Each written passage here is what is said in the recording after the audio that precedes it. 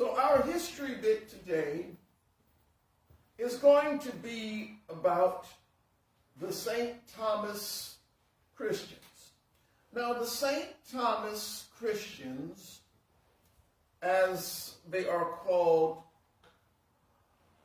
are the people of Elohim, the Messianic Israelite community in India.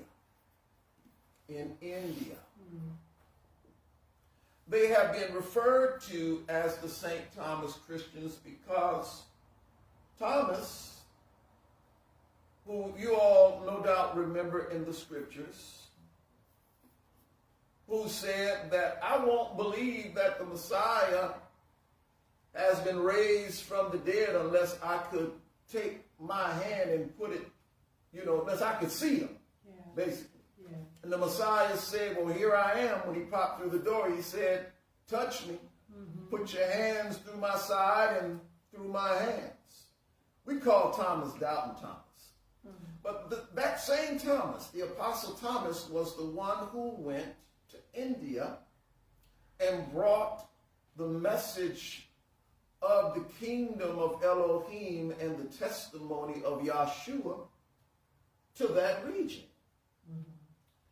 And when he brought that message, there was a community that began to flourish, a Messianic Israelite community that began to flourish. And they called themselves the Nazrani. Nazrani is a term which means those who are of the Nazarenes. They identified themselves with the sect of the Nazarenes that the scriptures speak of. And there's something that I want to note about the Nazrani is that their practice of their faith was on a Judaic order, according to the records. And I do have something that I'm going to read. I have a document that I want to share some things out of. But I just wanted to provide a little bit of a summary before I read something out of here. But I wanted to mention that their faith practice was not according to Western Christianity. Matter of fact, the church in India did not have any true connection with the Western churches. So when I say the Western churches, I'm referring to the Roman Catholic churches, because the Roman Catholic system is what dominated the Western world from the 4th century all the way up to the 16th century.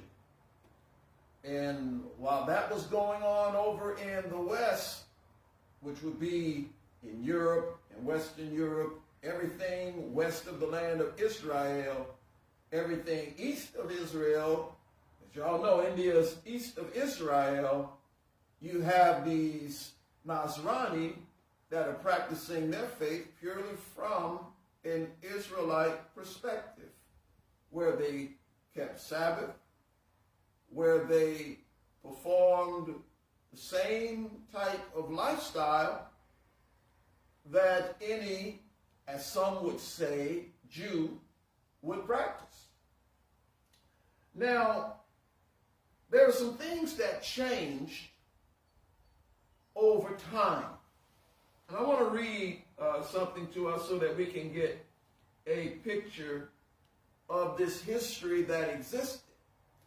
And the reason why I'm sharing this about the Nasrani, commonly called the St. Thomas Christians, is because I want to make us aware of the fact that Christianity in the mind of the Western world and just about all of the Protestant world sees their faith from the perspective that they have received it in.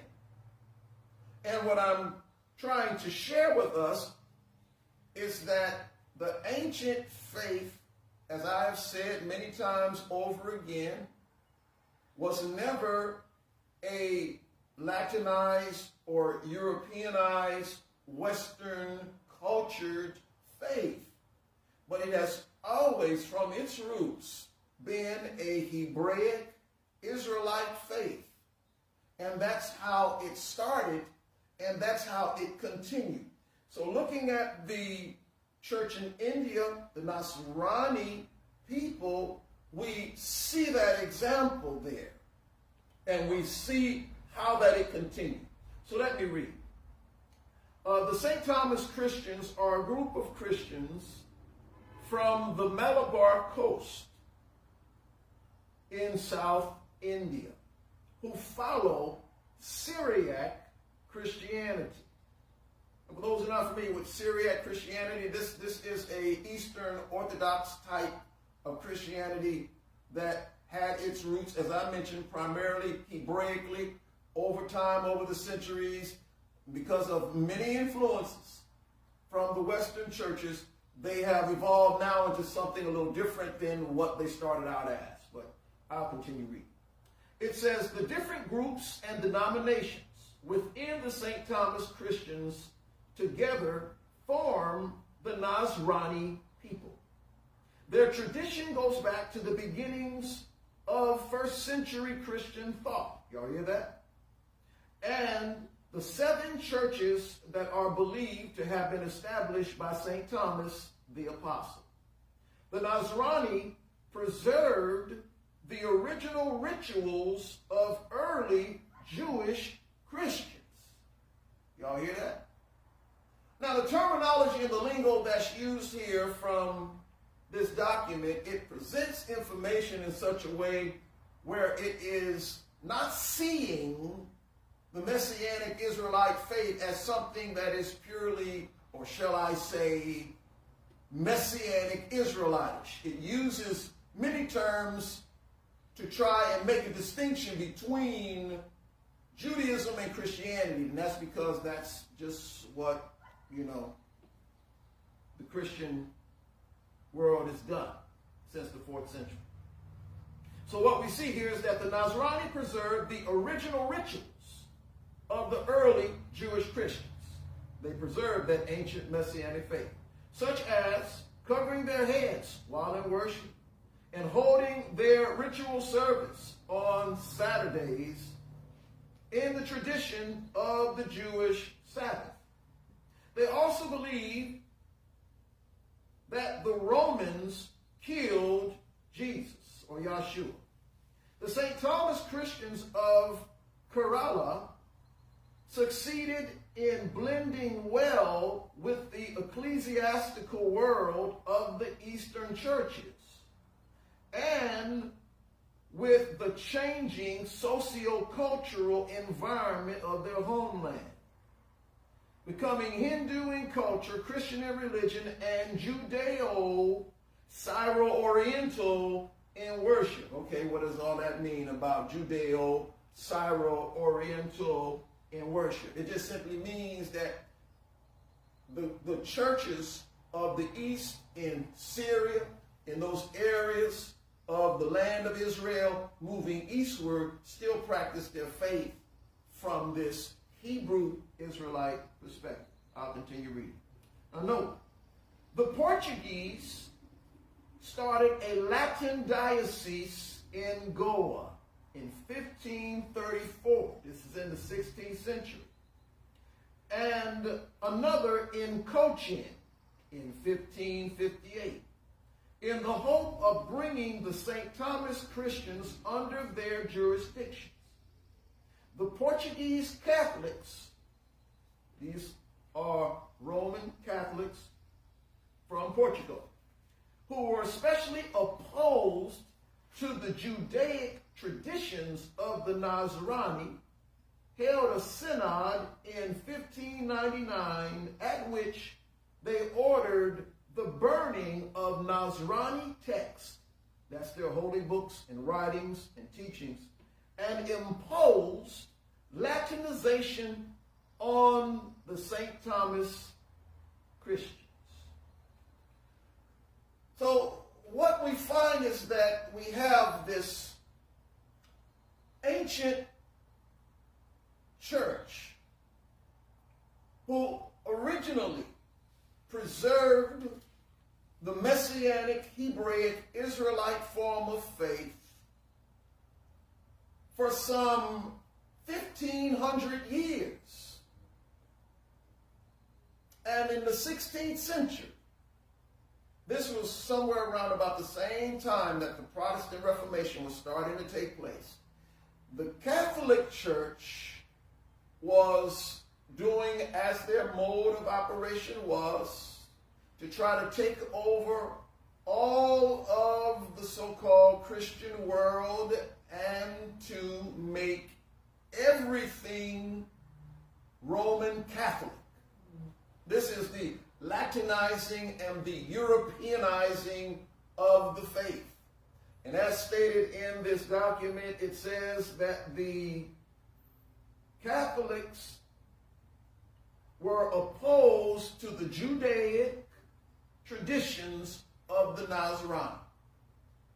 So when we talk about the origins of our faith, it's very important that we begin to see that our faith is Hebraic. And this information that we're sharing today is presented to provide another piece of evidence for that. Because many believers have the idea that Yeshua came and then all of a sudden completely broke from the Israelite form of faith and started a new church, a new religion called Christianity, and moved forward. This is the presentation of the faith that has been given to us in the West because of how the Roman Catholic Church began to rewrite, if I can use that term, or tweak the way in which the faith was presented. But we see here that the Nazrani, by virtue of their own name, they preserved this attachment to the sect of the Nazarenes. And so we have here clear evidence that our ancient faith is Hebraic, and we, in our teaching and in our preaching, want to call all believers to come back to the original form of the Hebraic Israelite faith in the Messiah. Well, I hope this information has been helpful. I hope that this evidence has caused you to begin to really consider the truth that our faith is indeed a Judeo-Hebraic Israelite faith. The Most High be praised.